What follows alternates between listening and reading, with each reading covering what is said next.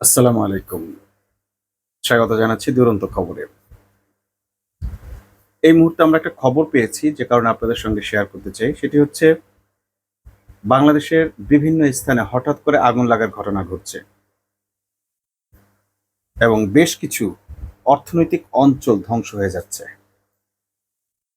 তো এই আগুন যে নাশকতার আগুন তার কিছু আলামত আমাদের হাতে এসে পৌঁছেছে। আমরা কয়েকটি ঘটনা পর্যালোচনা করে দেখেছি। মিরপুরের আগুন, চট্টগ্রামের একটি শিপ ডুবে যাওয়া এবং সর্বশেষ বিমানবন্দরের আগুন। এই আগুনগুলোর অগ্নিকাণ্ডের ঘটনায় এবং জাহাজডুবির ঘটনায় বাংলাদেশের অর্থনৈতিক অঞ্চল সবচেয়ে বেশি ক্ষতিগ্রস্ত হয়েছে। কারা এই ক্ষতিটা করতে পারে আমরা সে প্রসঙ্গে একটু পরে যাচ্ছি। তার আগে আপনাদেরকে কিছু ডাটা দিয়ে রাখি, যেটি হচ্ছে যে বাংলাদেশে এই মুহূর্তে কোন দেশের সঙ্গে সবচেয়ে বেশি বাণিজ্য চলছে বেশি, আপনারা সেই ডাটাগুলো আপনাদের নজরে রাখুন। নাম্বার 2, বাংলাদেশের প্রতিবেশী রাষ্ট্র ভারতের সঙ্গে বাংলাদেশের আমদানি রপ্তানি কতখানি কমেছে, সেই ডাটাটা আপনারা আপনাদের ডাটাবেজে রাখুন। এরপর যেটা করবেন সেটি হচ্ছে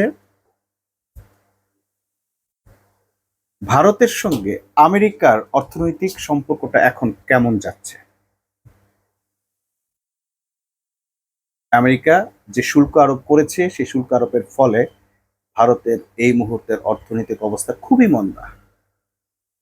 তার উপর বাংলাদেশে ভারতপন্থী দিল্লিপন্থী সরকার না থাকায়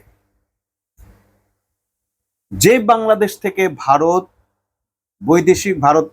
রপ্তানি করে বৈদেশিক মুদ্রা অর্জন করে এমন দ্বিতীয় দেশ ছিল ভারতের কাছে বাংলাদেশ। প্রথম আয় আমেরিকা থেকে আসে, দ্বিতীয় আয় আসে বাংলাদেশ থেকে। ভারতের দ্বিতীয় বৃহত্তম আয় বাংলাদেশ থেকে আসে।